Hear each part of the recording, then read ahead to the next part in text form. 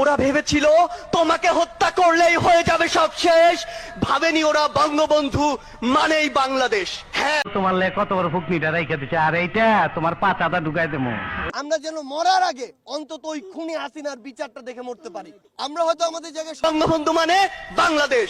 বঙ্গবন্ধুকে আমি আমার বঙ্গবন্ধু বলি, সেই অধিকারটি আমি বাঙালি হিসেবে জন্মসূত্রে পেয়েছি। তুই তাহলে হিজড়া না? এখনো সন্দেহ আছে, খারাপ বাতিজা, তোমার সন্দেহ আমি দূর করে দিতাছি।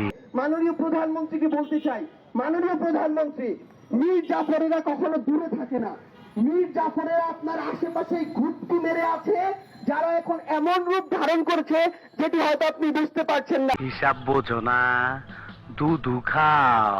ছোটবেলা ছিলাম রাজাকার। বিচার না দেখা পর্যন্ত কিভাবে এই বাংলাদেশে আমরা অন্য কিছু চিন্তা করি? এখন উল্টা করে ঝুলানো হবে।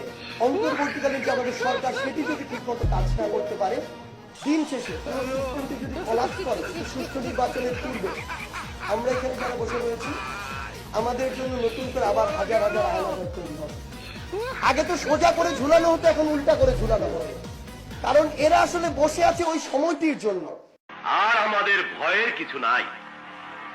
আমরা যারা এতদিন গর্তে লুকাইয়াছিলাম, তারা এখন বাইরে আসার সুযোগ পাইয়া গেলাম। পুরো রাজশাহী ইউনিভার্সিটি লাগবে না। রাজশাহী ইউনিভার্সিটির একটা হল, শুধু শেরে বাংলা হলে আমাদের যে অস্ত্র আছে, সেই অস্ত্র দিয়ে রাজশাহী পুরো প্রশাসনকে আমরা এক সপ্তাহ চ্যালেঞ্জ করতে পারি। পাস নাই, আমার আসল পরিচয় পাইলে তুই খারায় মুইটা দিবি, বহনের টাইম পাবি না। ওই দেখাই তোর, ওই লাইট অফ কর।